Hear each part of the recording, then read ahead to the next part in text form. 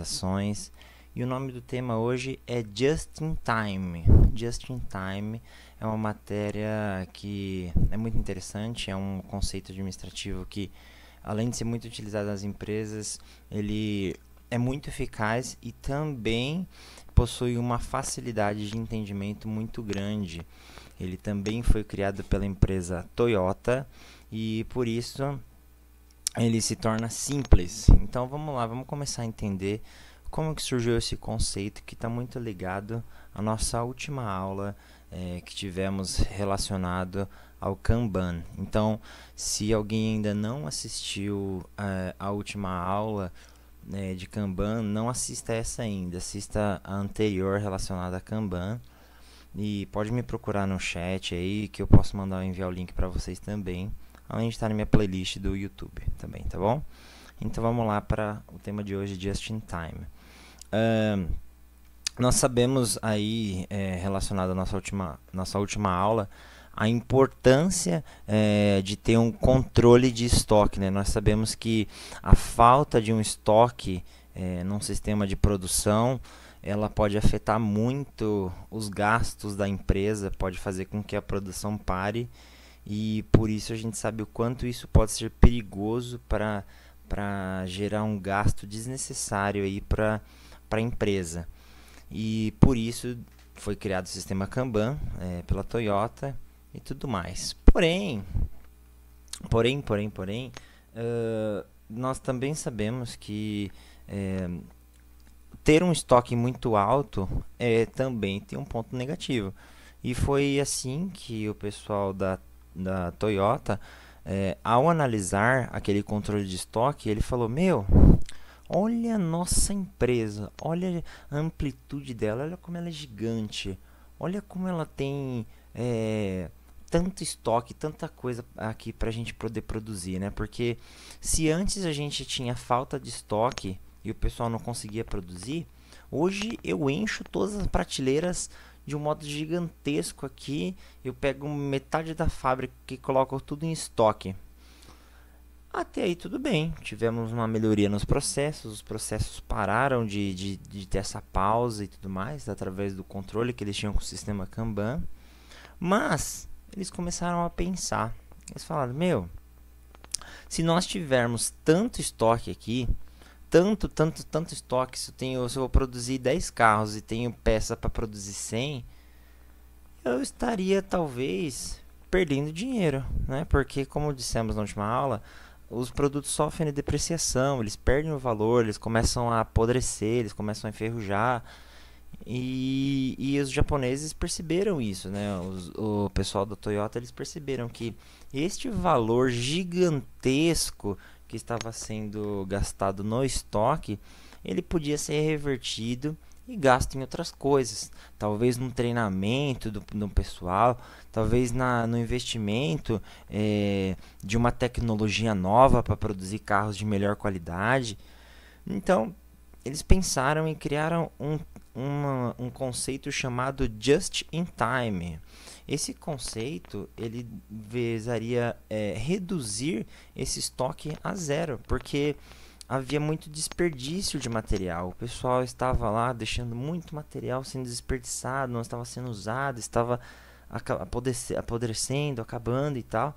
Eles falaram assim: chega, agora faremos diferente. Em vez de ter 1 milhão de estoque aqui e gastar dinheiro pra caramba com estoque, a gente só vai ter o estoque agora no momento certo, na hora certa. Que é o que significa Just in Time, significa no momento certo.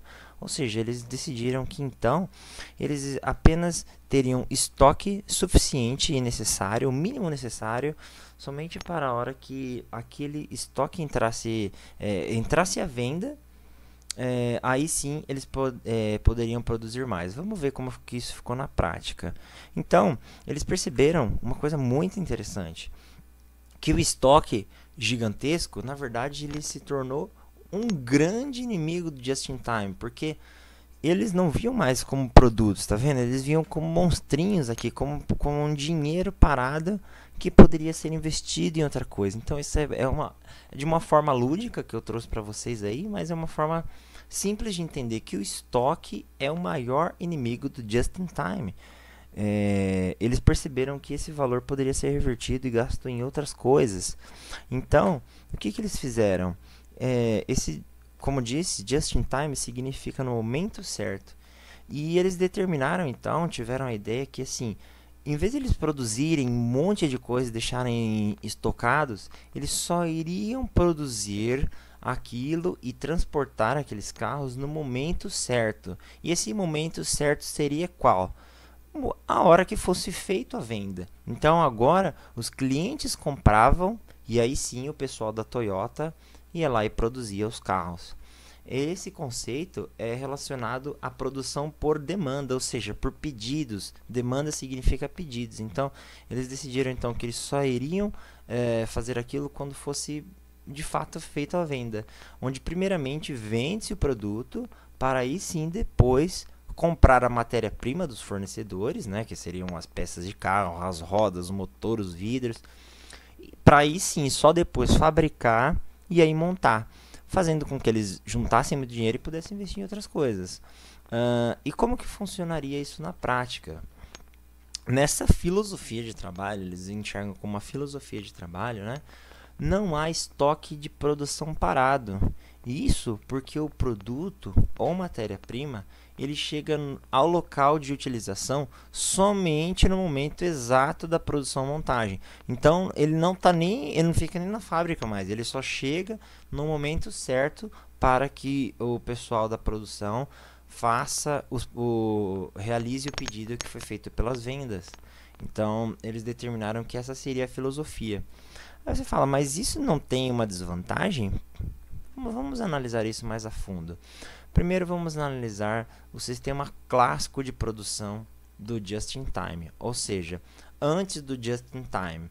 Olha só, eu falo Just-in-Time, né? Mas se vocês começarem a pesquisar aí, por muitos lugares vocês também podem encontrar essa sigla aqui, ó, JIT, o JIT. Que significa just in time também, tá bom? Então, antes do JIT, como que funcionava? Vamos imaginar que numa produção de um automóvel, passaríamos apenas por 3 passos simples, tá? Só para simplificar, lógico que tem muito mais coisa e tal. Onde, no primeiro passo, seria feita a parte de montar a parte elétrica do carro, né?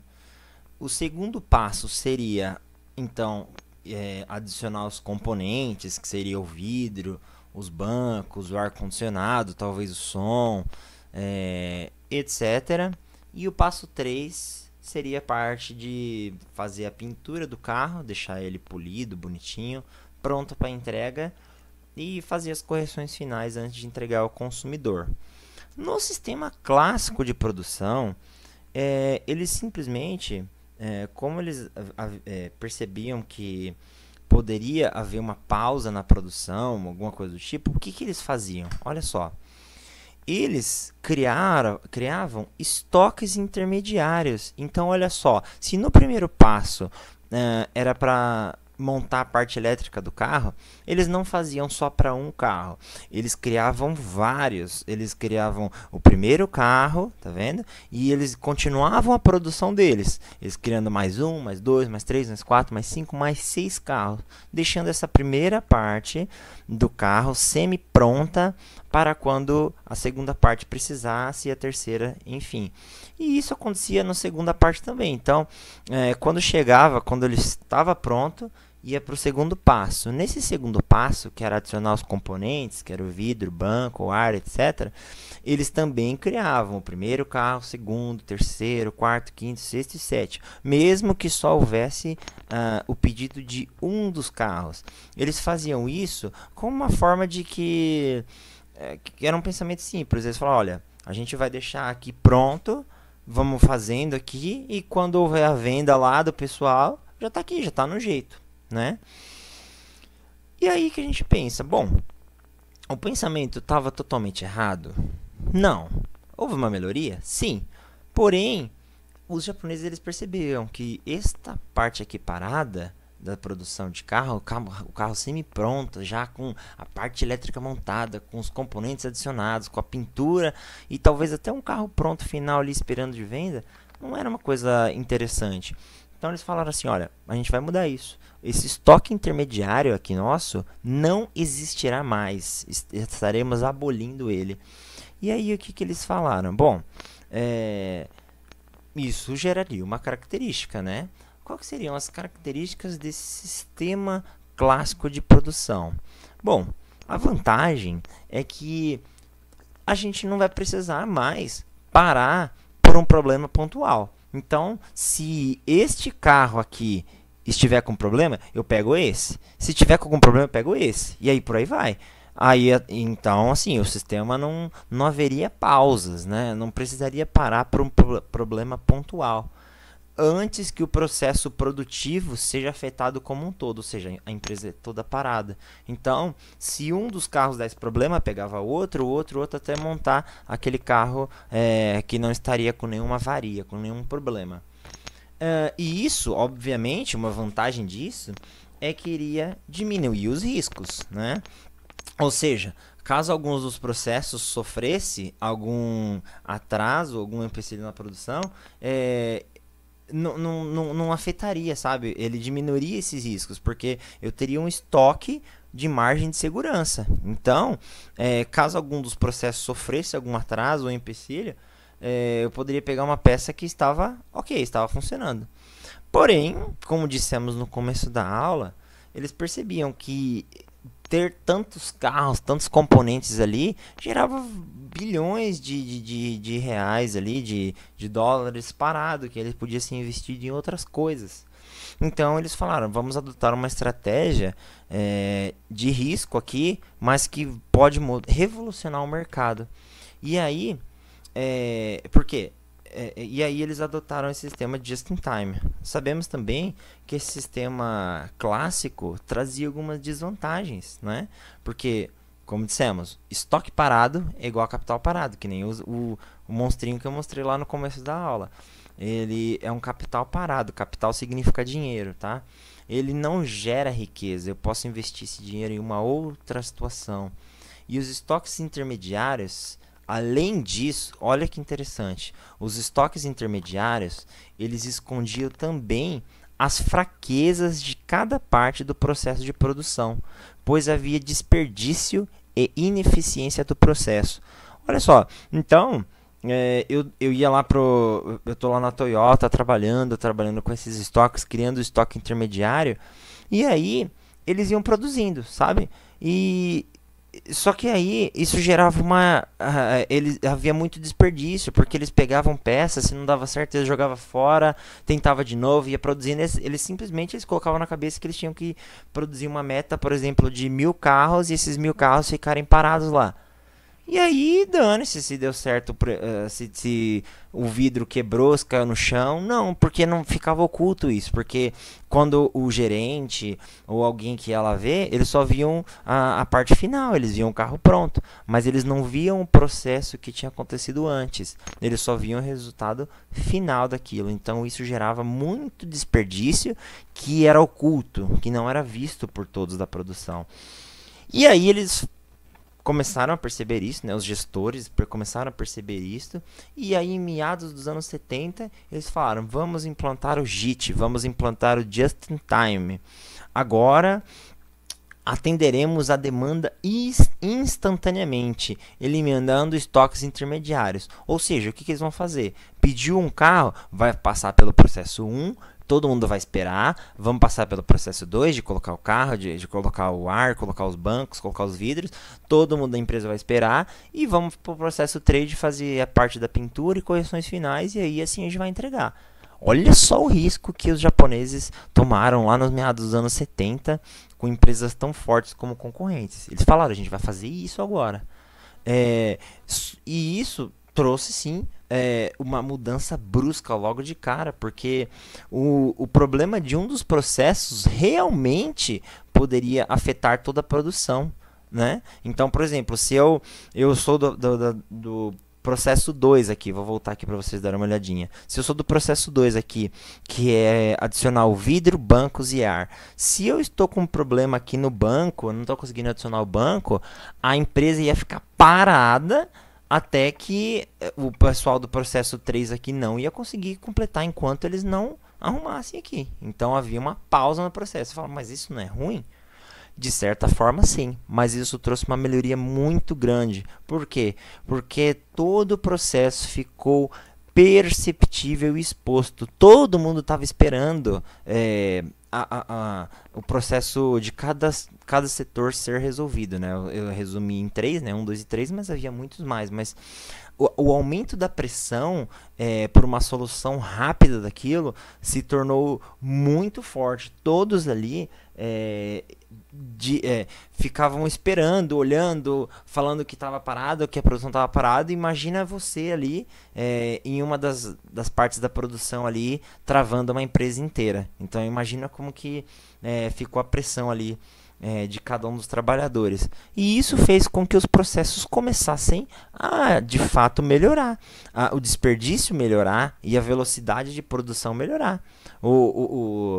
Os japoneses, então, eles perceberam que depois de um tempo, eles conseguiram ter algumas vantagens com esse sistema. Apesar de deixar realmente exposto e ter algumas pausas no começo da produção, todos ali começaram a trabalhar com um nível de comprometimento maior.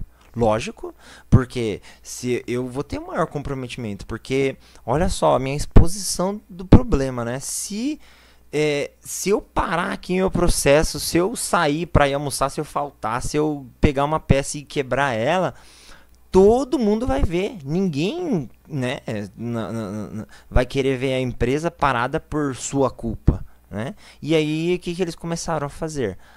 Ter um aumento da importância de ações preventivas. Então eles falaram, olha, eu vou ter que fazer tal coisa para que isso não aconteça, para que não pare na minha mão. Como se fosse uma batata quente, sabe?